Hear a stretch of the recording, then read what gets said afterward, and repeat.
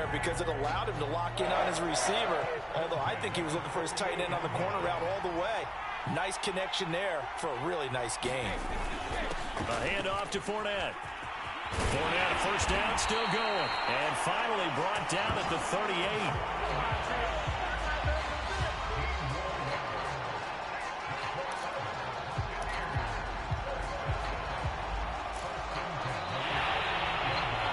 Now at SoFi Stadium in Inglewood. And that is going to do it for this third quarter of action.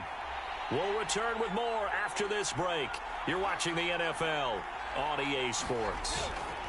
Now Leonard Fournette. And nothing much materializing there on the first down run. He'll get a couple, and that's it. Certainly a nice job there by the defense rallying to the football and getting him on the ground. But I think the play gets made by the defensive front. Because if they can't get upfield, their job is to go ahead and get low, almost get into a ball sometimes, stack things up, and make it difficult for the runner to find a hole. On second down, here's Fournette. Now third down is looming. A pickup of 2 on first down and just 1 yard there. Well done to sniff that out defensively. He had it diagnosed pretty quickly. I love that description because diagnosed is perfect on that one. Read his keys, made the play, and he couldn't even get going moving the football. A field goal from this spot would be 51 yards. They'll try to move it closer on third down. Brady. And down he goes. They sack him back right around the 41-yard line. Credit the sack to Joey Bosa. It seemed like he kept going through those progressions, and I thought he might dump that underneath, but he couldn't get rid of the football in time. And I have to wonder if he was thinking while he was back there, I wish there were a lot less progressions on this play, just someone that I can dump the ball to and get it out of my hands.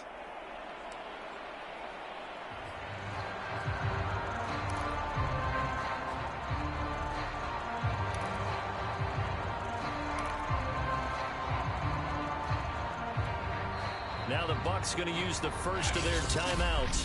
That'll leave them with 2 remaining. We'll be back after this.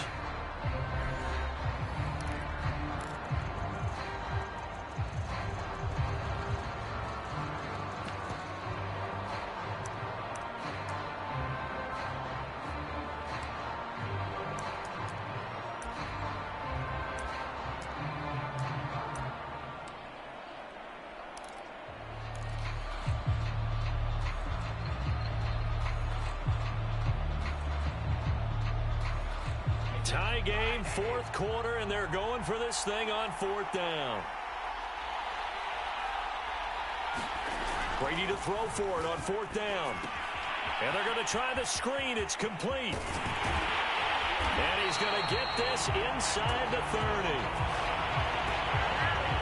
And partner, in a tie game in the fourth quarter, you and I both know in the NFL, that's when you lean on your stars. And he came through with a nice catch right there.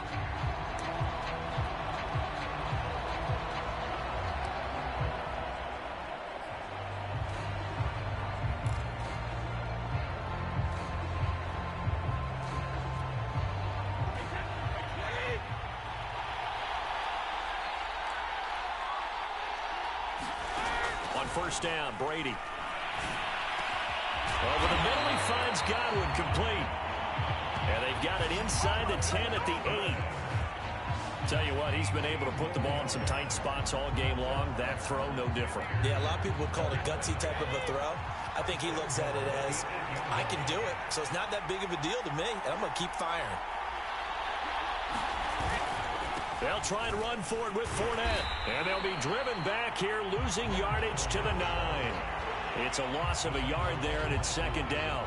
That's an excellent stop right there here in this tie game. They're doing their best to hold the fort and at least force a field goal attempt. 2 of their 3 red zone trips so far they've come up empty on. They'll look to reverse that trend on second and goal.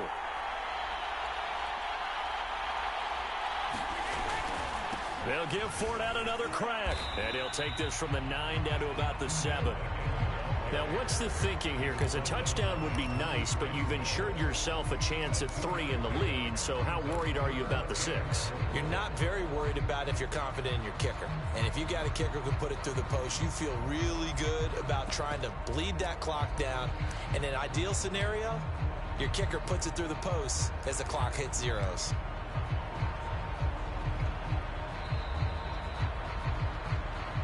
Getting down to the good stuff. All tied with 2 minutes remaining on EA Sports.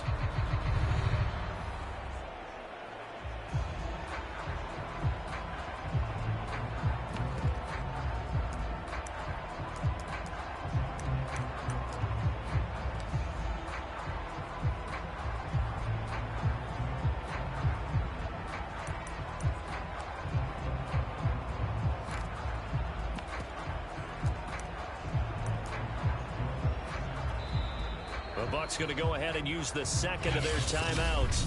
That'll leave them with just one remaining in this fourth quarter of play.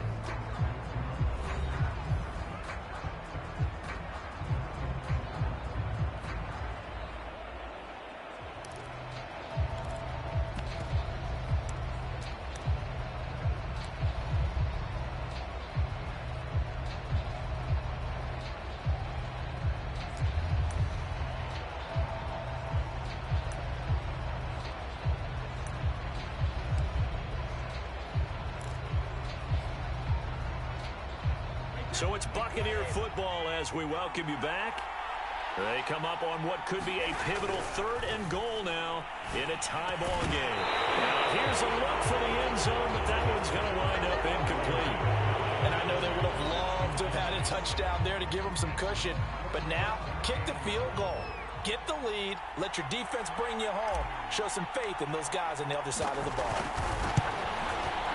And Suckup will put this one right through. And they have taken the lead here in the final 2 minutes.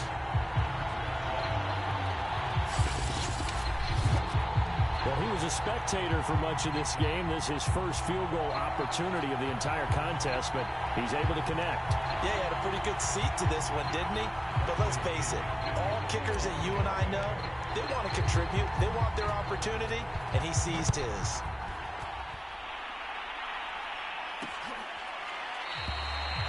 And Roberts choosing not to bring this one out.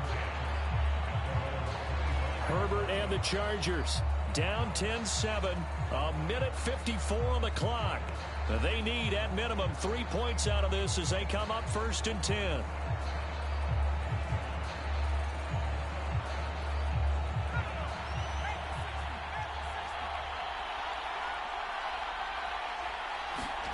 Now Herbert. And that is caught on the right sideline, but out of bounds, says the line judge. The throw took him a little too far at 2nd down. So he's unable to complete it there, and just not the game that you would expect from him. He's been off the mark, really start to finish. Yeah, it makes you wonder what exactly is going on. Is he a little bit dinged up here, or is he just off just by a bit? Maybe he can get it back in this situation. He'll need to. Herbert to throw. Oh, he'll want that one back. Incomplete. He doesn't drop too many in that department. 3rd down. An important play right here, 3rd and 10. And I would expect pressure here. Throwing, Herbert. And that's caught by Williams. And they're going to get him down well short of the 1st as he can only get this to the 30. Now a timeout called for by the offense as they stop it prior to what will be an important 4th down.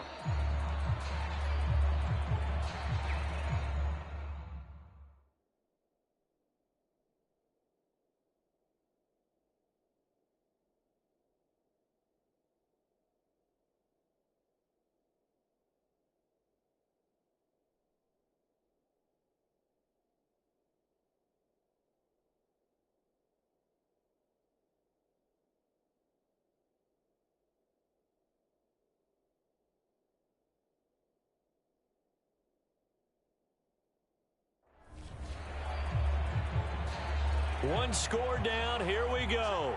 They're going to go for it here on 4th down. 4th down for Herbert. Desperation time. And it's incomplete. They cannot convert, and they turn it over.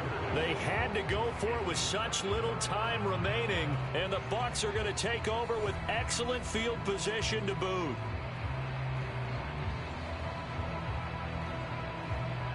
So now let's reset here, Charles. They do have 2 timeouts left, so they can stop the clock twice. This one's not quite over yet. No, and what you're doing on defense, you're going to use both timeouts, obviously. But you've got to call defenses that are going to force the issue early, meaning you want that play over fast. You don't want to give them time to dance around in the backfield or run a wide sweep that'll take off time. Blitz them, put pressure on them, make sure that play ends quickly so that you can go ahead and keep moving. Now the Chargers will use the second of their timeouts as they'll get it with just over 90 seconds to go in the ball game. Have to imagine this will be on the ground as well as they come up 2nd and 7. Again, it's Fournette. Chargers going to use their 3rd and final timeout as they'll get it with just under 90 seconds remaining.